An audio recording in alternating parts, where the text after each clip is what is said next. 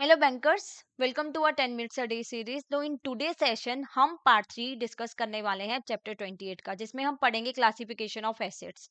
After watching this video आपको पता चल जाएगा कि ये टॉपिक कितना इंपॉर्टेंट है एग्जामिनेशन पॉइंट ऑफ व्यू से, कौन कौन से क्वेश्चन हम एक्सपेक्ट कर सकते हैं और कितनी डेप्थ में हमने इसको पढ़ना है। तो अब वीडियो के एंड तक बने रहिएगा। Before starting with the topic, let me tell you, अगर आप जैव एग्जामिनेशन की प्रिपरेशन कर रहे हैं और आप स्मार्टली स्टडी करना चाहते हैं, तो हमने एक बहुत ही अच्छा पीडीएफ डॉक्यूमेंट तैयार की है, जिसमें कि प्रीवियस ईयर क्वेश्चंस जो कि आपको रियल एग्जाम का पैटर्न बताते हैं, मोस्ट इंपॉर्टेंट टॉपिक जो टॉपिक्स जो है बार बार एग्जाम में रिपीट हो रहे हैं, एंड इंपॉर्टेंट एमसीक्यूज को इंक्लूड किया गया है। तो अब जल्दी से डिस्क्रिप्शन बॉक्स में जाइए, लिंक से फाइल को डाउनलोड कीजिए। तो चलिए स्टार्ट करते हैं with our today's topic, that is asset classification.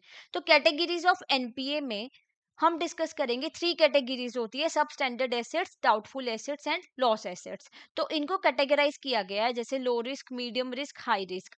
सब स्टैंडर्ड एसेट से पहले हमें पता होना चाहिए स्टैंडर्ड एसेट्स के बारे में कि स्टैंडर्ड एसेट्स क्या होते हैं। देखिए, स्टैंडर्ड एसेट्स वो होते हैं जहां पे प्रिंसिपल और इंटरेस्ट की टाइमली पेमेंट आ रही है बैंक को बोरोवर की साइड से कोई टेंशन नहीं है। ये वो वाले बोरोवर्स हैं जिन्होंने लोन लिया बैंक से। मान लीजिए किसी ने लोन लिया था 10 लाख का और 10 इयर्स की ईएमआई करवाई थी, तो वो टाइम से पेमेंट कर रहा है, कोई डिफॉल्ट नहीं किया। तो वो हो गया हमारे स्टैंडर्ड एसेट्स। तो अब एनपीए की कैटेगरी में सबसे पहले डिस्कस करेंगे सब स्टैंडर्ड एसेट्स। अब मान लीजिए एक एग्जांपल लेते हैं कि लोन है ना, वो है हमारे पेशेंट और बैंक के डॉक्टर।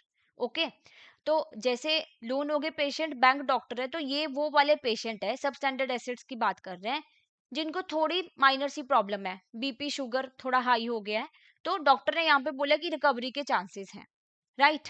तो ये वो वाले लोन है जहां पे 3 मंथ का जो टाइम पीरियड है वो क्रॉस हो गया, ईएमआई पे नहीं की, पर 12 मंथ से लेस है अभी।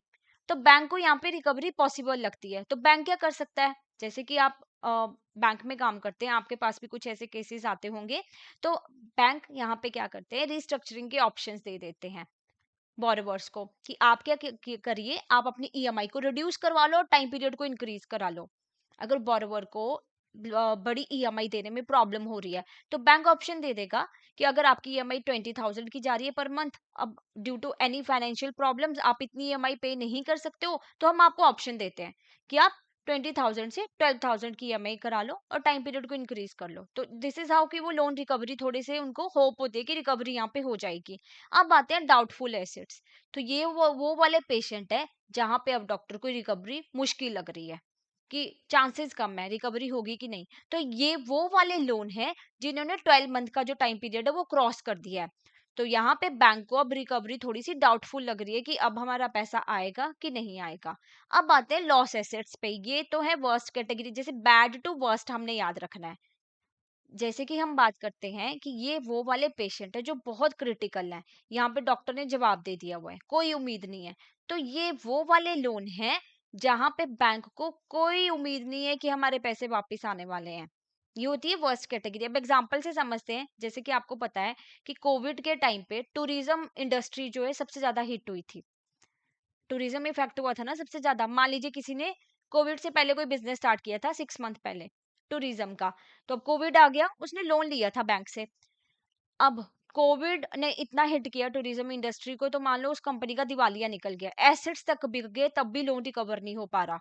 तो यहाँ पे फिर बैंक को कोई उम्मीद नहीं है कि वो पर्सन जो है कोई पेमेंट कर पाएगा। फिर एक राइटिंग ऑफ द एसेट्स होता है जो हम डिस्कस करेंगे अभी आने वाले पार्ट्स में। तो हमें ये समझ आया होगा यहाँ पे आपको कि सब स्टैंडर्ड एसेट्स, डाउटफुल एसेट और लॉस एसेट्स क्या होते हैं।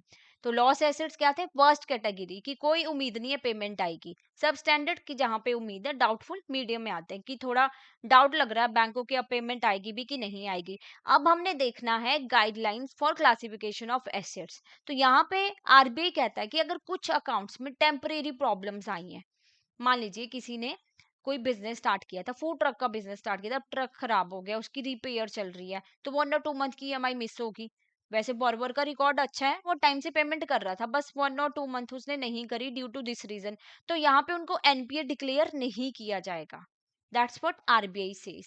तो यहाँ पे कुछ डेफिशिएंसीज हैं जो एनपीए क्लासिफिकेशन को नहीं वो करेगी, तो स्टॉक स्टेटमेंट आउटडेट होगी। जैसे किसी ने वर्किंग कैपिटल लोन लिया था, स्टॉक स्टेटमेंट आउटडेटेड होगी। वर्किंग कैपिटल में जो भी पेमेंट होते हैं हम करंट एसेट से करते हैं, तो भी एनपीए डिक्लेयर नहीं करेंगे। हाँ, हम 90 डेज का रूल यहाँ पे याद रखेंगे कि एनपीए क्या था, सिंपल 90 डेज तक ईएमआई नहीं पे कर रहे हो तो आपका लोन क्या हो जाएगा, एनपीए हो जाएगा। लिमिट एक्सीड हो जाती है टेम्परेरी, तो भी एनपीए करने की जरूरत नहीं है as per the RBI. Stock statement submit नहीं करवाई, non renewal on due date, नहीं रिन्यू करवाया, चलो ड्यू डेट पे कैंसिल हो गया। जैसे ड्राइविंग लाइसेंस होता है कि रिन्यू करवाना है, तो थोड़ा सा टाइम पीरियड अगर एक्सीड हो जाता है तो आप डिपॉजिट कराते हो, प्रूफ देते हो कि ये प्रॉब्लम। तो सिमिलर थिंग कि नॉन रिन्यूअल, आप रिन्यू नहीं करवा रहे हो, आपने लोन लिया है या आपको एडहॉक बेसिस पे बिजनेस पे कुछ लिमिट मिली है लोन की, तो टाइम पीरियड थोड़ा आपका एक्सीड हो गया, तो आप वहां पे रीजन दे सकते हो। और अगर आपका जो रिकॉर्ड है, बोरोवर्स का रिकॉर्ड है वो अच्छा है, तो बैंक भी वो चीज को अंडरस्टैंड करते हैं।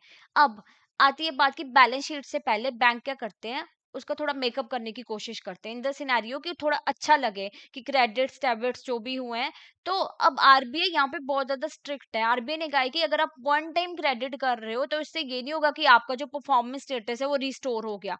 आपको एविडेंसेस देनी है, किसको, ऑडिटर्स को, कि जो क्रेडिट अभी आए हैं, मान लीजिए कोई 31 मार्च से पहले ईएमआई दिखा दी कि ईएमआई की पेमेंट होगी, कि एक पेमेंट आ गई। बट यहाँ पे आरबीआई ने कहा है कि आपको एविडेंसेस देने, ऑडिटर को प्रॉपर प्रूफ देना कि ये पेमेंट जेन्युइन है कि नहीं है। अब मान लीजिए कोई अपग्रेडेशन कराना चाहता है एनपीए अकाउंट्स की, कि किसी ने पेमेंट नहीं की थी 1 ईयर से, तो अब वो पेमेंट कर रहा है, प्रिंसिपल भी दे रहा है, इंटरेस्ट भी दे रहा है, तो उन एसेट्स को बैंक क्या करते हैं, स्टैंडर्ड की कैटेगरी में ले आते हैं। तो ये था हमारा आज का टॉपिक।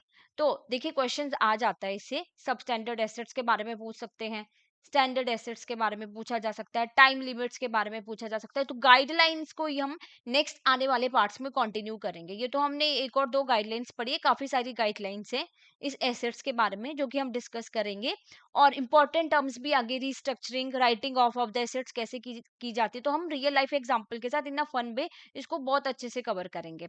तो अब एक क्वेश्चन डिस्कस कर लेते हैं। ये है आपका होमवर्क क्वेश्चन कि एसेट्स जो एनपीए है for a period less than और इक्वल टू 12 मंथ, उसको क्या बोलते हैं हम, doubtful assets, loss assets, substandard assets, standard assets. तो इसका आंसर आप कमेंट बॉक्स में जरूर कीजिएगा।